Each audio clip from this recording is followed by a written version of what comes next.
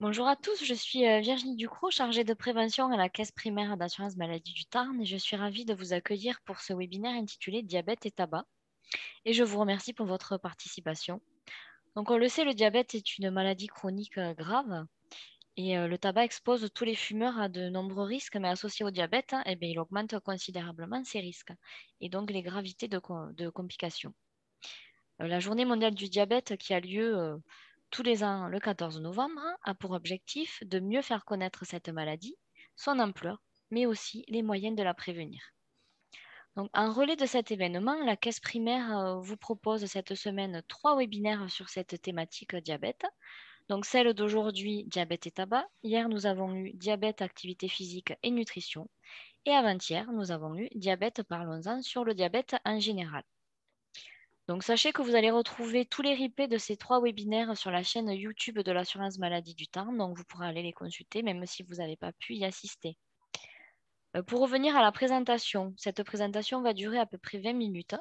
Vos micros seront coupés. Par contre, vous pourrez interagir avec nous sur l'onglet discussion et poser toutes les questions que vous souhaitez et nous y répondrons à la fin de l'intervention. Je vais maintenant laisser la parole à Joëlle de Camps, qui est infirmière conseillère en santé au sein du service SOFIA de la CEPAM du Tarn.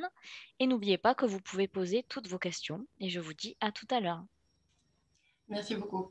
Donc, bonjour, je suis Joëlle Decamps, je suis infirmière conseillère en santé au service SOFIA de l'assurance maladie, donc le service que vous connaissez sûrement, hein, d'accompagnement pour les personnes diabétiques et asthmatiques aussi. Je suis aussi tabacologue, c'est pourquoi je présente ce webinaire aujourd'hui. Donc, c'est diabète et tabac, les liaisons dangereuses, et on verra bien pourquoi par la suite. Alors, tout d'abord, je vais vous présenter un petit peu le déroulé. Quelques mots du diabète. Vous avez eu beaucoup plus d'informations il y a 2 jours, en tout cas. Quelques mots du tabac, puis la liaison diabète et tabac, et enfin le sevrage tabac. Puis évidemment les questions-réponses. Le diabète, on sait en tout cas qu'il y a un Français sur 10 qui est atteint de diabète, que c'est la première pandémie de maladies non contagieuses dans le monde, que c'est un des principaux tueurs au monde avec l'hypertension et le tabagisme. D'où aussi cette présentation.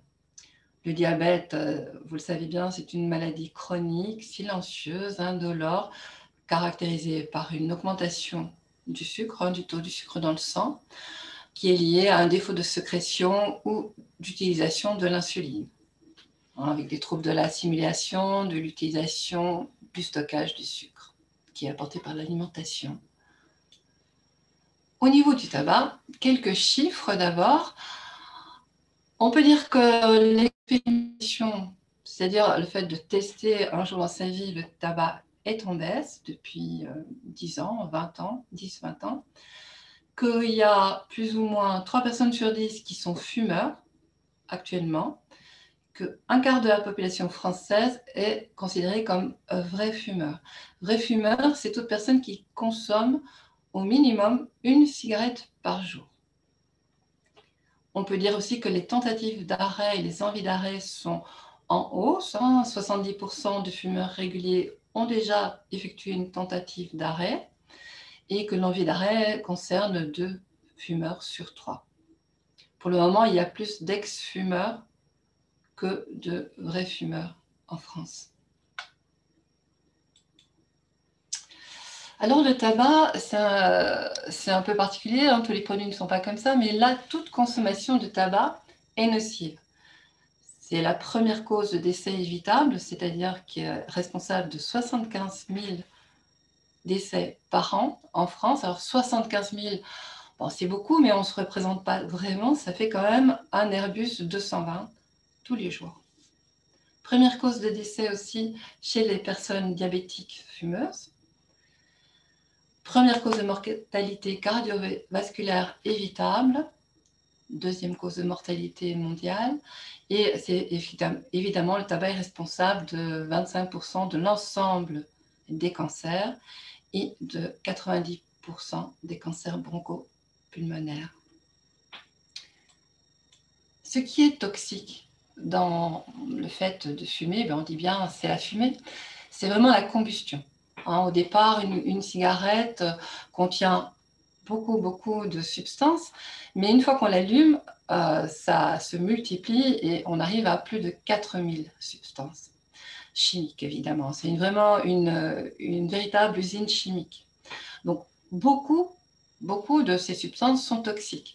Il y a des irritants qui entraînent des inflammations au niveau des bronches, il y a des métaux lourds, il y a évidemment, là on a mis, il y a plus de 40 substances cancérigènes, hein, surtout les goudrons. Il y a le gaz toxique, qui est donc le monoxyde de carbone, qui est vraiment responsable de beaucoup de complications, parce qu'il va se mettre à la place de l'oxygène, hein, dans le sang, et donc provoquer une hypoxie, un manque d'oxygène au niveau des organes, puisque le sang, voilà, apporte l'oxygène à tous les organes. S'il y a du monoxyde de carbone, ben, il y a toujours un peu moins d'oxygène. Et c'est ce monoxyde de carbone qui est responsable d'infarctus du myocarde et de plusieurs soucis. D'ailleurs, c'est ce monoxyde de carbone qui est aussi calculé quand vous allez chez un tabacologue. Vous devez souffler, il vous demande de souffler dans un petit appareil qui peut mesurer votre propre monoxyde de carbone, le taux en tout cas qui est contenu dans votre respiration. Alors, il y a d'autres substances, il y a la nicotine, il y a de l'ammoniac. Vous voyez, hein, il y en a beaucoup, et ils ne sont pas tous notés, évidemment.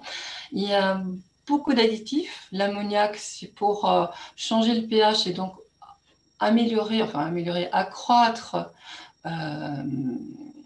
l'intoxication, hein, le passage de la fumée au niveau des bronches. Il y a du cacao aussi, parce que le cacao a la possibilité de bronchodilater, donc bronchodilatation, les bronches a un passage plus important et donc la fumée passe plus profondément.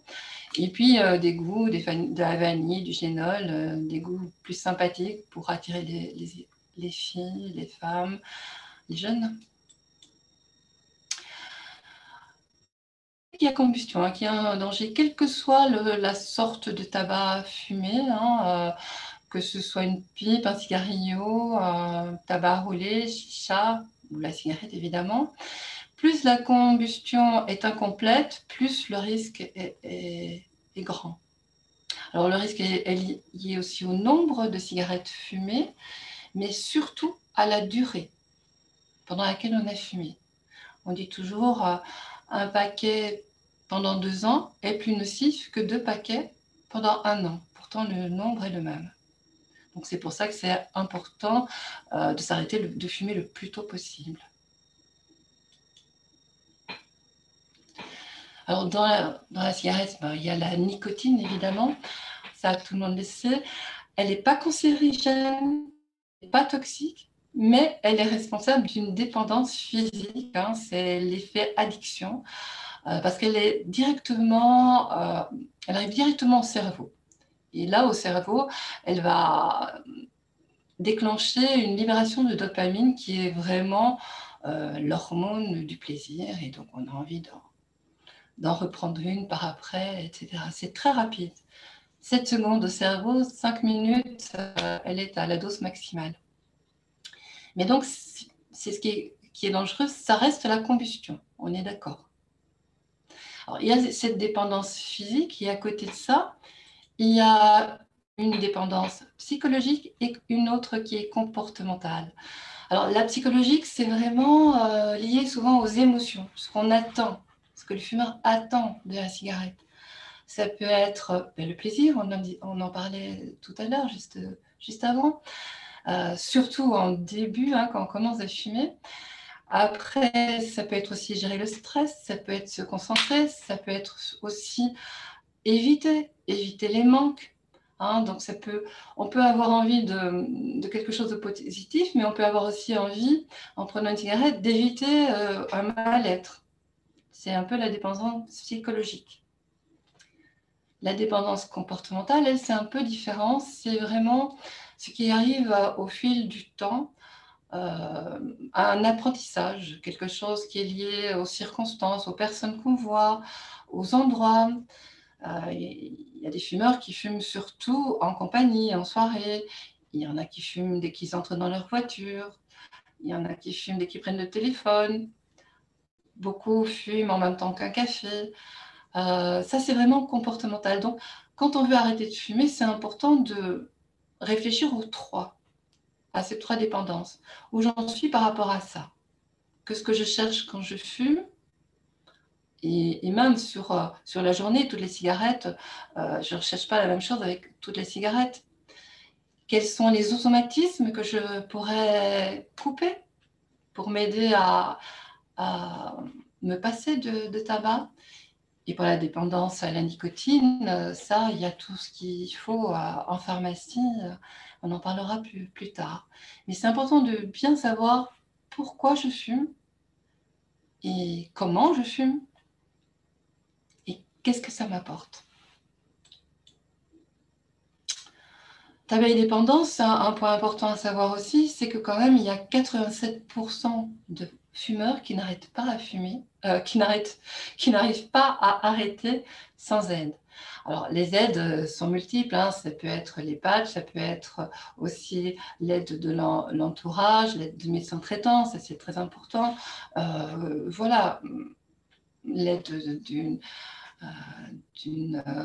sophrologue, voilà. Mais en tout cas, plus il y a de personnes impliquées dans l'aide à l'arrêt, mieux c'est. Et contrairement aux idées reçues, il est plus difficile d'arrêter de fumer que d'arrêter l'alcool, le cannabis ou la cocaïne. Ça se suit quand même, mais c'est quand même le tabac qui est plus compliqué par la rapidité d'action de la nicotine au niveau du cerveau. Alors, le tabac et le diabète, ou le diabète et le tabac, mais ils sont assez liés en fait, hein.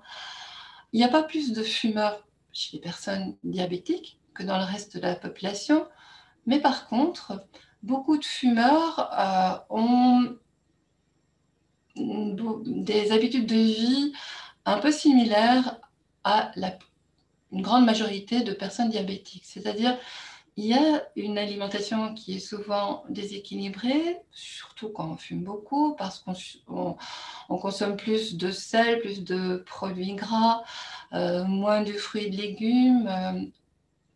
Fumer prend beaucoup de temps aussi, donc on manque d'activité physique, on n'a pas le temps, et puis on est essoufflé. Donc il y a des habitudes de vie qui sont un peu similaires. Il y a aussi une similitude au niveau socio-économique, hein. On retrouve plus de fumeurs dans des milieux socio-économiques plutôt bas, hein, chez des chômeurs, chez des ouvriers. Il y a beaucoup plus de fumeurs. Et il y a beaucoup plus de personnes diabétiques aussi. Une autre similitude, c'est au niveau du métabolisme, donc du fonctionnement interne. On sait que le tabac, en tout cas certaines substances contenues dans le tabac, provoquent une insulinorésistance. Donc, un peu comme le diabète type 2, hein, on retrouve une insulinorésistance, c'est-à-dire qu'on a besoin de plus d'insuline pour digérer, pour s'occuper du sucre apporté par l'alimentation. Et on retrouve aussi une accumulation de graisse au niveau abdominal, au niveau des viscères abdominales, qui est aussi un signe chez beaucoup chez beaucoup de personnes diabétiques. Donc en fait, quelqu'un qui fume, un gros fumeur, un grand fumeur, le tabagisme peut provoquer le développement d'un diabète de type 2. 2 à 3 fois plus de risque quand même. Donc c'est vraiment corrélé avec le nombre de cigarettes fumées, bien sûr. Ça peut favoriser le développement ou en tout cas aussi l'accélérer, accélérer la découverte en tout cas. Une similification aussi, hein, le diabète, voilà, vous le savez, on vous en a déjà parlé, excusez-moi. On a des risques au niveau des gros vaisseaux, des petits vaisseaux, des neuropathies, donc plus de risques d'infarctus, plus de risques d'accident vasculaire cérébral, d'artérite, des membres inférieurs, au niveau rénal aussi, hein, ça vous le saviez. Le tabac, c'est la même chose, il y a plus de risques d'accident vasculaire cérébral, il y a plus de risques d'infarctus, aussi de problèmes au niveau des artères périphériques. On retrouve un peu la même chose. Il y a aussi d'autres similitudes au niveau de la cicatrisation, retardée quand on fume, parce que les tissus ne sont pas bien oxygénés. Au niveau du parodonte aussi, des gencives, la circulation se fait moins bien, donc il y a plus de problèmes. Des problèmes de... Vous retrouvez ici d'ailleurs le cancer du pancréas qu'on peut retrouver aussi chez les fumeurs.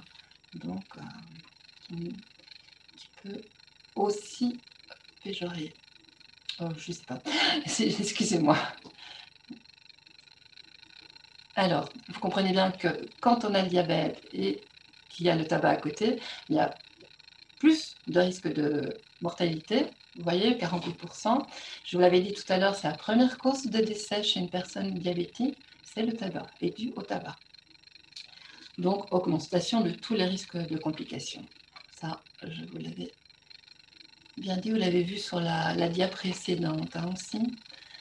Maintenant, ce qui est important, c'est que les bénéfices de l'arrêt du tabac arrivent très très rapidement. Donc, déjà 20 minutes après la première cigarette, les pulsations, la tension artérielle se stabilise. Après 8 heures, c'est le monoxyde de carbone qui diminue de moitié. Après un jour, il y en a plus. 3 jours après la dernière cigarette, on respire mieux. On a une amélioration du goût, de l'odorat qui est quand même assez agréable. 2 mois après, la fonction pulmonaire a augmenté. 1 an après déjà, le risque d'infarctus du myocarde a baissé de moitié. 5 ans après, c'est le risque du cancer du poumon. Et après 10-15 ans, l'espérance de vie est la même que chez une personne qui est non fumeuse. Alors le sevrage. Le sevrage... Joël, je me permets d'intervenir. Oui. Excuse-moi. On entend comme un petit bruit de cliquetis sur le son. Ah bon? Oui. Là Non, mais maintenant, tu... ouais, c'est pas grave. Je te laisse continuer. Ouais, Ouais. je sais pas. C'était Bon. peut-être mon siège? Non, ça fait rien, ça fait rien. Continue. Excusez-moi. Désolée, je n'ai plus bougé. On va voir si c'est ça ou pas. Donc, le sevrage pour une personne diabétique, le sevrage du tabac est plus délicat. Plus délicat pourquoi? Parce que quand on découvre le diabète, on s'occupe d'abord du traitement, de la gestion de l'alimentation, de l'activité physique. Donc, déjà, le tabac vient souvent au second plan. Après, on sait aussi que le sevrage de tabac peut déstabiliser le diabète dans les premiers temps. Et donc, parfois, si on n'est pas prévenu, on hésite à continuer. C'est surtout lié à la prise de poids et la sédentarité. Si on ne réfléchit pas avant un petit peu comment je vais faire au niveau de mon alimentation, est-ce que je vais bouger, ce que je peux faire, c'est vrai que le diabète se déstabilise un petit peu. Seulement, c'est délicat, mais c'est indispensable et surtout, c'est réalisable.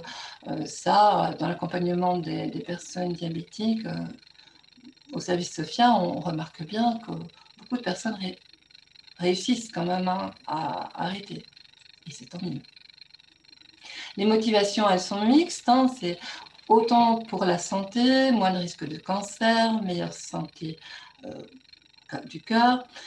Ça peut être aussi pour me libérer de la dépendance au tabac, parce qu'à un moment donné, on est vraiment plus libre face au tabac. Si on est chez soi le soir et qu'il n'y a plus de cigarettes, on sort, on prend la voiture, on va en chercher. Et cette envie-là de se libérer de la dépendance est parfois très, très forte et assez forte que pour motiver et réussir l'arrêt. Pour l'entourage, les petits-enfants, souvent les petits-enfants, les enfants qui demandent d'arrêter, ou aussi c'est la personne même qui n'a pas envie de montrer de l'image, l'exemple aux enfants, petits-enfants. Pour le porte-monnaie, c'est une des raisons pour lesquelles la consommation de tabac a bien chuté. C'est aussi que le prix a augmenté. Un paquet par jour, ça fait presque 4 000 € par an. Donc ça joue un petit peu dans la balance aussi. Et puis, chacun trouve sa motivation personnelle. Donc, vraiment se demander pourquoi je fume, comment je fume, pourquoi j'ai envie d'arrêter, comment je vais arrêter, comment je vais faire pour arrêter. Alors voilà, là, vous avez décidé d'arrêter. S'il y a une dépendance à la nicotine, c'est-à-dire que si vous en fumez, il y a des petits tests rapides à faire, que vous pouvez faire avec votre médecin traitant ou avec un tabacologue ou une infirmière azalée ou avec plein de monde. C'est simplement tester votre dépendance. Si le matin, très tôt, dès que vous vous levez, vous avez envie d'une cigarette, si vous en fumez une ou deux, l'une après l'autre, si vous en fumez beaucoup, que vous ne pouvez pas vous en passer du tout sur une journée, il y a de forts risques qu'il y ait une dépendance à la nicotine, en tout cas. Donc, si c'est le cas, il y a les patchs. Et si vous décidez de le faire, ce qui est bien, c'est de mettre un patch plutôt le soir, comme ça, vos envies du matin, elles seront déjà palliées par ces patchs. Il y aura moins d'envie le matin au réveil. Et puis le matin, prendre en complément des comprimés, des pastilles, des gommes ou une vapoteuse avec ou sans nicotine, quand vous en avez envie. Et à l'arrêt total, il y a beaucoup de personnes qui préfèrent commencer par une réduction aussi, réduction de consommation.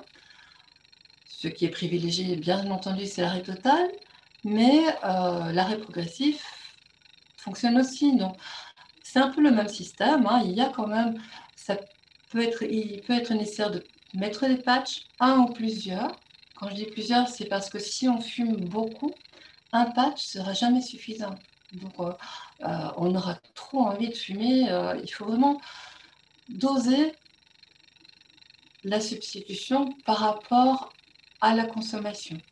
Donc, un ou plusieurs patchs, prendre des comprimés, des gommes vapoteuses et fumer une ou deux cigarettes qu'on a choisies, qu'on a envie de garder. Et progressivement, diminuer les cigarettes. Ce qui est bien dans ces conditions, et puis dans toutes les conditions, c'est de toute façon prendre contact avec un professionnel de santé, le médecin traitant en première instance, évidemment, pour aider à diminuer progressivement et le plus confortablement possible. Alors les substituts, il y en a beaucoup. Il y a les patchs, on en a parlé, sur 24 heures, à plusieurs dosages. Oui, il existe plusieurs dosages. Il y a des gommes à mâcher, des comprimés à sucer, il y a des sprays, même un inhaler. Ils sont remboursés par la Sécu, sauf l'inhaler, ils sont tous remboursés par la Sécu.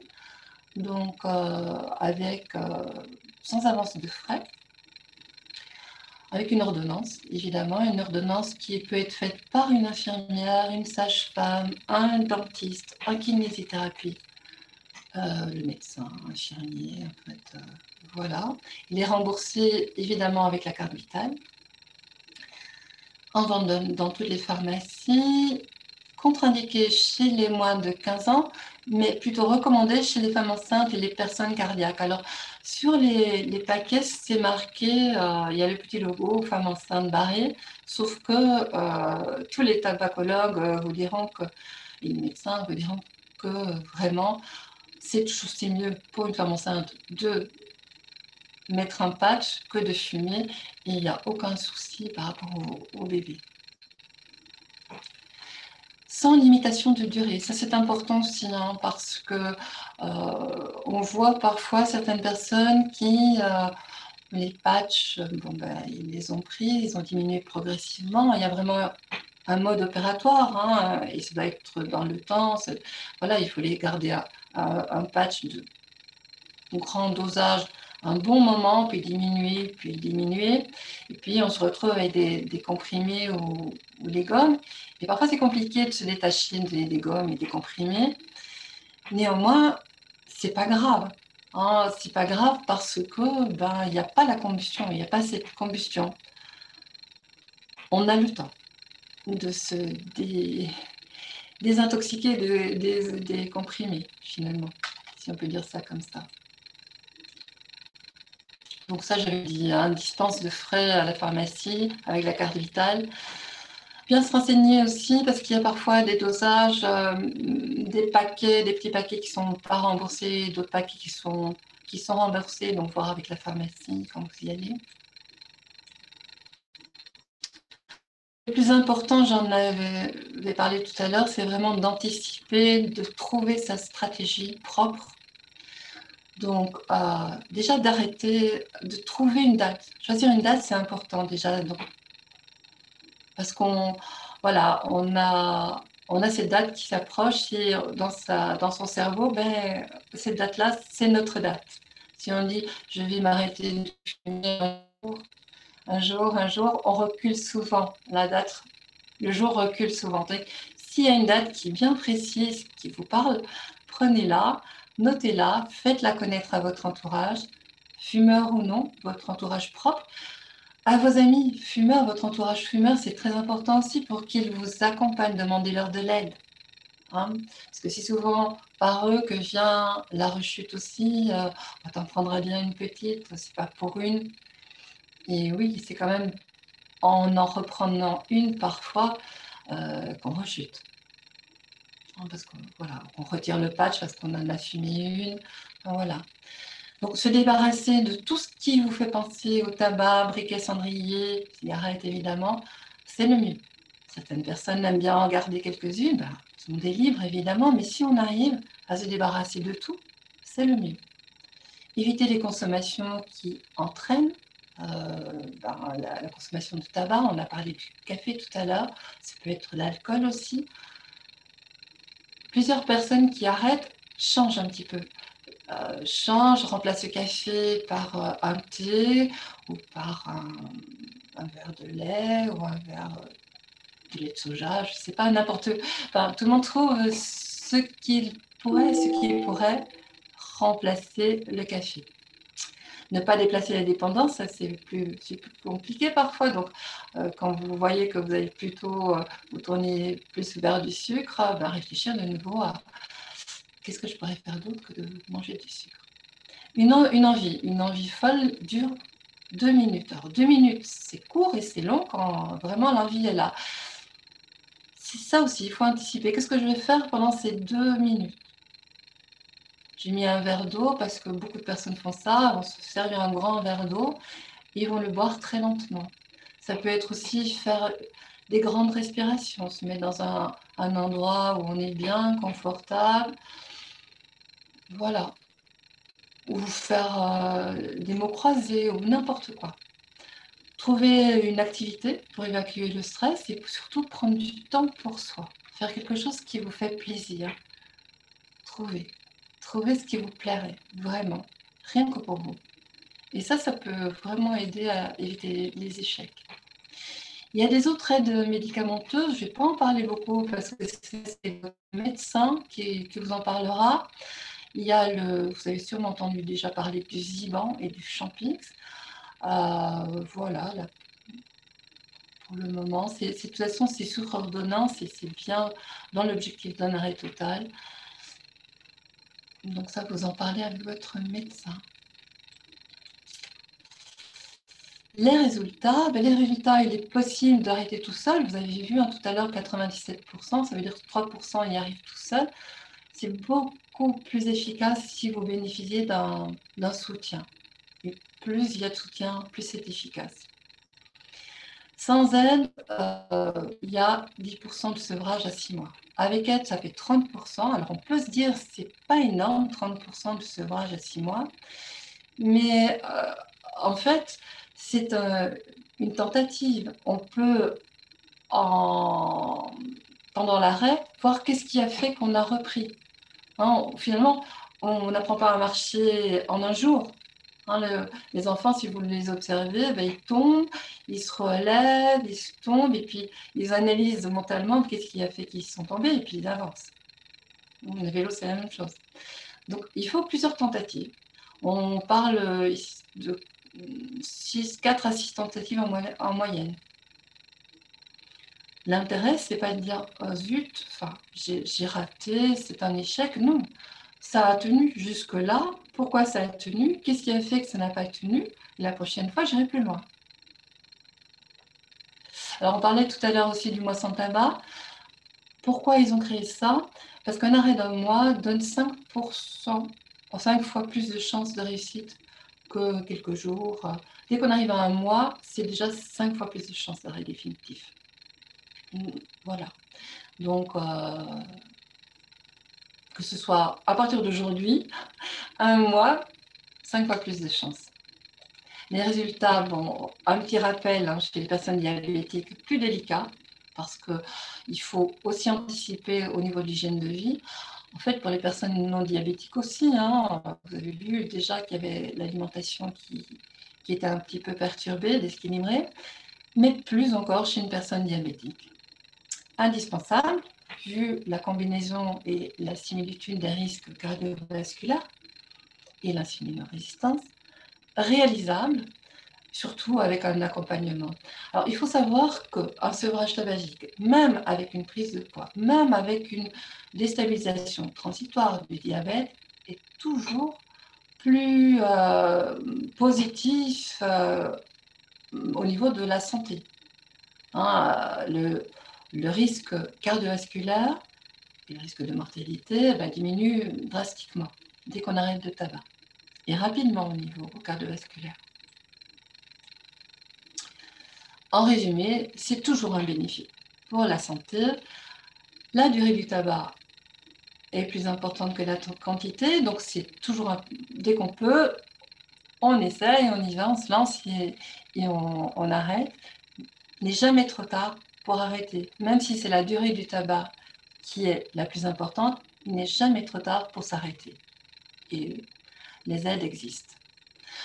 Après, les personnels de santé peuvent justement vous aider dans les démarches du sevrage, adapter la posologie, évaluer la dépendance physique, psychologique, et vous aider dans le chemin vers la réussite. Alors, j'avais dit, médecin généraliste, spécialiste, tabacologue, pharmacien, les réseaux azalés qui sont quand même bien formés pour accompagner les personnes diabétiques et pour aussi accompagner les fumeurs. Les consultations dans les centres hospitaliers, l'association Addiction France, c'était voilà, la Ligue contre le cancer. Je parlerai des centres d'examen de santé tout de suite. Tabac Info Service aussi, il y a pas mal d'applications, dont l'application de Tabac Info Service, donc qu'on peut télécharger gratuitement, qui peut vous aider vraiment dans le pas à pas du sevrage. Après, il y a les lignes téléphoniques aussi, 39 89. Au bout, il y a des tabacologues, et certains d'ailleurs sont des tabacologues nutritionnistes qui peuvent vous proposer un suivi personnalisé vraiment par rapport à vos besoins et vous aider dans ce sevrage. Les centres de santé, d'examen de santé aussi, sur Albi, sur Castres, peuvent aussi vous proposer des sevrages, des consultations individuelles et gratuites. Donc, vous trouvez ici les adresses, les numéros de téléphone, les mails. Voilà, vous le retrouverez aussi en replay. Voilà, je vous remercie et je vous laisse poser les questions. Alors me revoilà. Merci pour cette présentation. On va maintenant passer aux questions-réponses. Donc, si vous n'avez pas eu le temps de le faire, vous êtes toujours à temps de le faire via l'onglet discussion, hein, et nous l'aurons en direct dans le chat, dans le fil de conversation.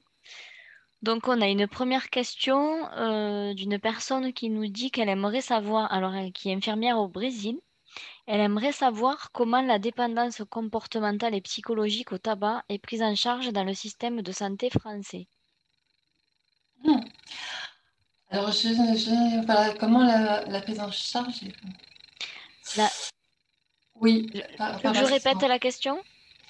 Oui, disons que je ne comprends pas comment est pris en charge les personnes, justement, les tabacologues, que ce soit un tabac-service, un tabacologue hospitalier ou au centre de santé ou ailleurs, euh, prennent en compte cette dépendance.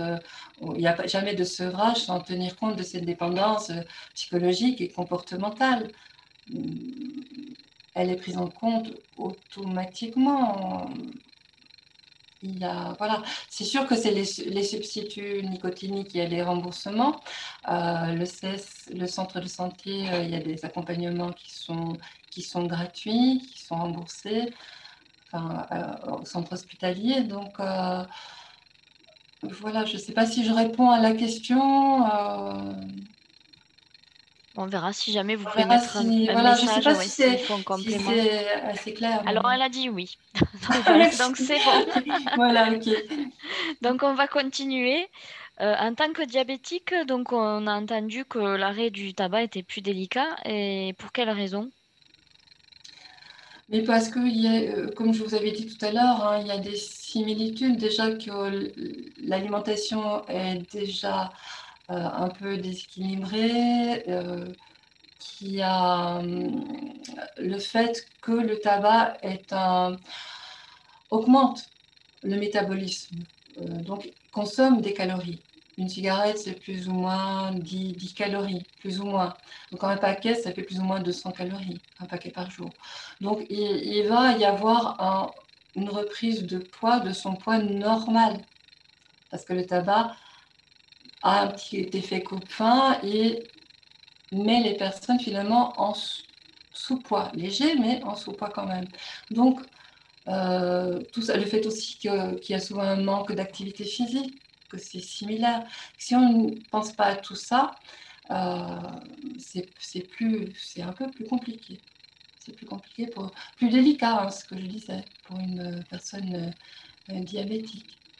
Après, la personne diabétique a peut-être déjà commencé, parce que c'est ça aussi, dès qu'on apprend qu'on a un diabète, on parle de l'alimentation, on parle de l'activité physique.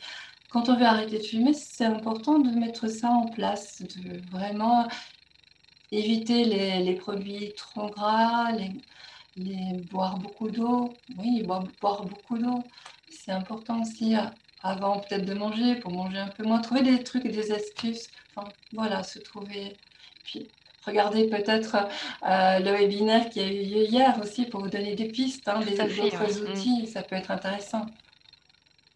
Voilà. Alors, si je fume une cigarette de temps en temps, ai-je un gros risque avec mon diabète? Ben, la cigarette, toute consommation de tabac est nocive. Donc, les complications, c'est les mêmes pour les deux côtés. Si c'est une de temps en temps, ben, le risque sera évidemment plus faible que si c'est un paquet tous les jours. Ça, c'est sûr. Mais le risque zéro n'existe pas.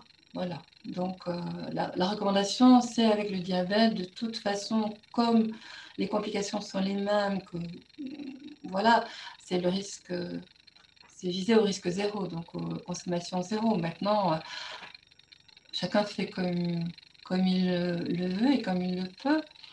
Et effectivement, une cigarette de temps en temps,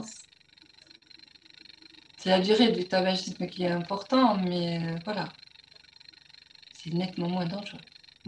Merci. Donc, au niveau des aides, on m'a parlé de l'hypnose pour arrêter ou d'autres pratiques plus douces, style sophrologie, yoga. Est-ce que c'est efficace, hein?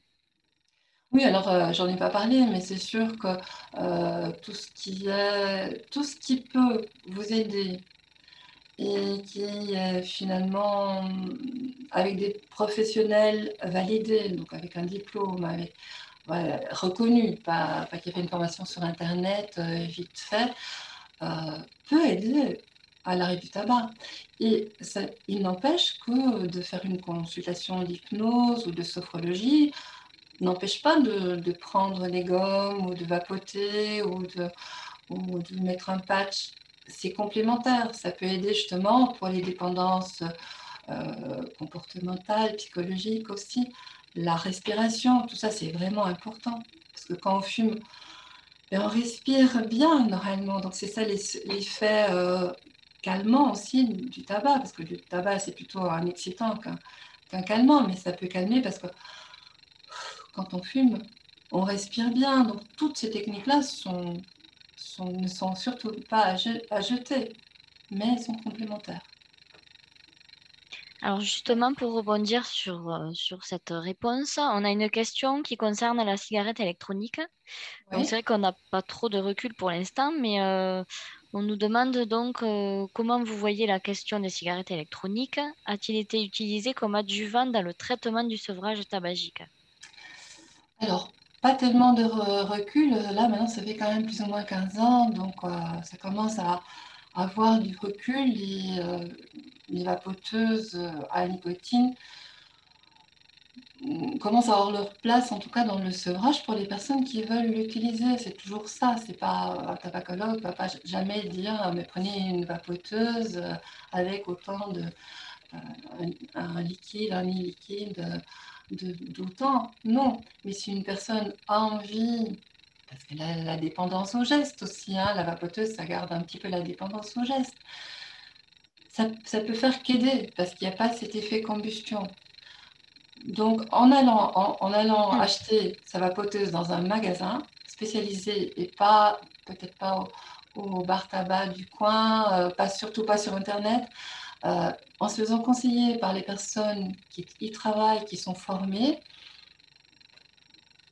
oui, pourquoi pas. Ça a fait diminuer en tout cas le nombre de fumeurs et beaucoup de personnes qui ont tenté un arrêt l'ont fait en tout cas avec ça. Ça peut remplacer une cigarette quand on a fort envie et qu'on est patché aussi. Ou remplacer. Ouais. Alors justement, y a-t-il un risque de surdosage si je fume et que je porte un patch? Alors, il y a plutôt des risques de sous-dosage quand on s'occupe de la dépendance physique.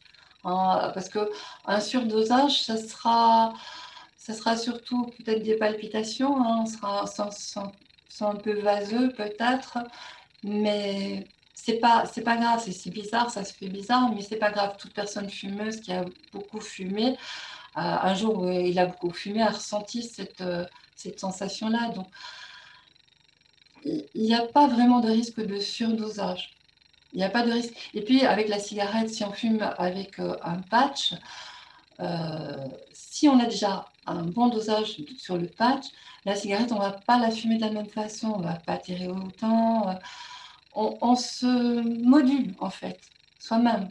Hein, quand on est fumeur, on se module soi-même par rapport à son degré de ce qu'on a besoin, en fait, de nicotine par jour. Non, il n'y a pas plus. Contrairement à ce qui se passe encore dans certains pharmaciens peuvent le dire, certaines personnes peuvent dire aussi, ah oui, si vous fumez quand vous avez un patch, c'est très dangereux, retirez le patch, écraser, c'est pas possible du tout. C'est pas recommandé. Mais si on peut prendre 1 mg ou 2 mg ou 4 mg de comprimé, de gomme ou autre, on peut fumer aussi, tout en sachant que quand on fume, il y a la combustion. Et que c'est ça qu'on voulait arrêter. Donc. Mais surtout pas arrêter le patch et continuer après avec les gommes et tout ça. Non, non, surtout. Merci. On a parlé aussi du mois sans tabac, donc est-ce qu'on peut y revenir dessus? C'est quoi? Le mois On est sans en tabac, plein, c'est vrai. donc, mois de Oui, novembre. on est juste au milieu. Oui, c'est Tabac Info Service qui a mis ça en place il y a 5 ans. C'est la 6e année là maintenant. Et ben, c'est un peu se donner la chance en groupe d'avoir cette stimulation de plein de gens qui arrêtent en même temps. Plus plus on est entouré, plus si on le fait avec d'autres personnes, surtout que le mois sans tabac, on peut télécharger, j'avais parlé de l'application, hein, on peut se motiver l'un de l'autre, c'est vraiment une émulation pour arriver à l'arrêt. Et un mois d'arrêt, 5 fois plus de chances d'arrêt définitif. Voilà, ça a marché pour beaucoup de personnes en tout cas. Ça permet au moins d'y penser tous les ans et peut-être se Oui, dire, c'est bon, ça. peut-être l'année prochaine, ça sera mon tour. Et C'est un temps fort sur l'année. On sait qu'en novembre, c'est c'est le ça, mois sans tabac. Et c'est on ça. sait que si on arrête pendant un certain temps, on a plus de chances que ça tienne dans le temps. Enfin, Oui, c'est le oui, oui, principe ça là. marche. Oui, oui. Ça marche, ça marche. Il n'est jamais trop tard, hein. Si vous n'avez pas commencé le 1er Oui, novembre, c'est pas grave. Vous pouvez commencer le 1er décembre, le 17, oui, enfin en fait, il voilà. suffit d'arrêter le nombre, enfin, le temps nécessaire. Voilà, d'accord, Au moment opportun quand on a décidé. exactement. Voilà. Alors, j'ai une autre question. Est-ce que le tabac favorise le développement d'un diabète de type 2? Oui, j'en ai parlé à un moment donné. Oui, oui, ça a été prouvé. Ça a été prouvé qu'il y a deux à trois fois plus de risques chez les grands fumeurs de développer ce diabète de type 2 de par l'insulinorésistance que ça peut provoquer à long terme. Et voilà, ça a été prouvé. Ça a été prouvé, donc oui, oui, oui. D'accord. Et on a une dernière question. Je pense qu'après, on aura fait le tour. Pourquoi prend-on du poids quand on arrête de fumer? Mais parce que déjà, on est un peu en sous-poids, hein. Je vous avais parlé du métabolisme, que ça consomme, une cigarette consomme plus ou moins 10 calories, donc d'après la dose qu'on consomme. Ben, ce poids, on va remonter à son poids naturel. C'est pas énorme, hein, c'est de 3 kilos, 3-4 kilos, et puis après, ça se stabilise. C'est surtout les premiers temps. Le fait d'utiliser des substituts nicotiniques, parce que c'est quand même la nicotine qui entraîne ça, ça aide à ne pas en prendre trop. Il y a aussi voilà, les habitudes alimentaires, si on n'y a pas trop réfléchi. Et il y a le risque de déplacer la dépendance. Donc, ça peut, voilà, de prendre plus de produits sucrés une fois qu'on arrête le tabac, hein. Donc, trouver que ce qui, voilà, tomber dans une autre dépendance, de manger des bonbons, des choses comme ça. Donc ça, c'est vrai, ça peut faire prendre du poids. Si on anticipe en y réfléchissant comment je vais faire, pourquoi je vais faire, quel est mon but et quel est mon objectif, et trouver déjà tout, voilà, c'est vraiment détricoter un petit peu. Qu'est-ce que je fais sur une journée? Combien de cigarettes? À quel moment? Comment? Pourquoi? Donc, comment je vais pouvoir faire? Comment je vais remplacer ça là? Qu'est-ce que je vais faire quand j'en aurai envie? Est-ce que je vais me lancer dans le tour du bloc trois tours du bloc tous les jours pour me mettre en marche, monter les escaliers un petit peu? Je ne sais pas, mais chacun trouve quelque chose, quoi. Chacun trouve ses stratégies. Et là, c'est stable, hein. C'est vrai qu'on entend plus parler des gens qui prennent beaucoup de poids. Ils sont de plus en plus rares avec les substituts nicotiniques, hein, aussi. Donc voilà. Je ne sais pas si j'ai été Merci. complète, s'il y a d'autres questions. Alors, je pense qu'on a fait le tour des questions. Oui, Alors après, je vais peut-être citer une personne qui dit merci pour votre brillante présentation. C'était très éclairant, donc merci, Joël. merci. Donc, est-ce qu'il y a quelque chose à ajouter avant de conclure? Non, simplement que voilà, que c'est possible, qu'il faut se donner le temps.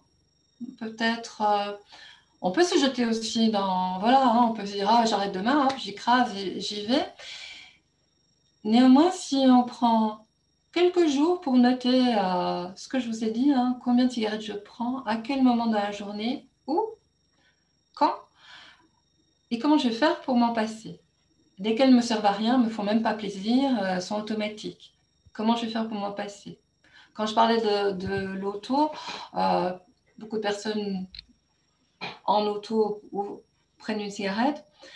Mais et si je payais un grand nettoyage de mon auto, qu'elle sente bon, que ça me coûte un peu, j'aurais peut-être moins envie de recommencer à fumer à l'intérieur et que ça sente moins bon quand d'autres personnes entrent dans la voiture. Enfin voilà, trouver vraiment ces stratégies.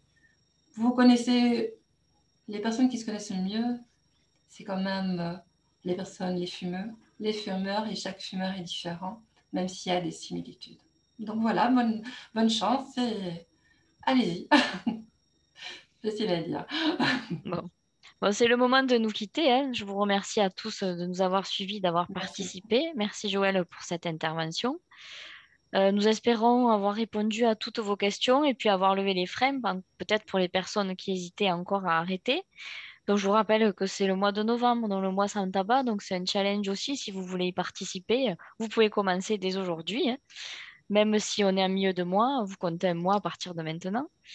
Donc, je vous rappelle que vous retrouverez un replay sur la chaîne YouTube de l'assurance maladie du Tarn, le replay de ce webinaire, ainsi que les précédents que nous avons fait hier et avant-hier, et tous les webinaires qui ont été réalisés par la Caisse primaire du Tarn, de toute façon. Sachez également que ça, c'est à visée générale, donc je vous invite à aller voir aussi sur amélie.fr où vous avez aussi pas mal d'informations sur différentes thématiques. Suite à ce webinaire, vous allez recevoir un petit questionnaire de satisfaction. Je vous invite également à nous le retourner compléter. Ça nous permet d'avoir vos remarques, ce que vous en avez pensé et quel thème vous souhaiteriez voir abordé lors de prochains webinaires à venir. Parce que nous présentons donc régulièrement ce style de conférence en ligne. Donc voilà, à savoir qu'est-ce qui vous intéresserait et qu'est-ce que nous pourrions organiser. Mais il va me rester maintenant plus qu'à vous souhaiter une bonne journée et vous dire au revoir et merci. Merci, au revoir.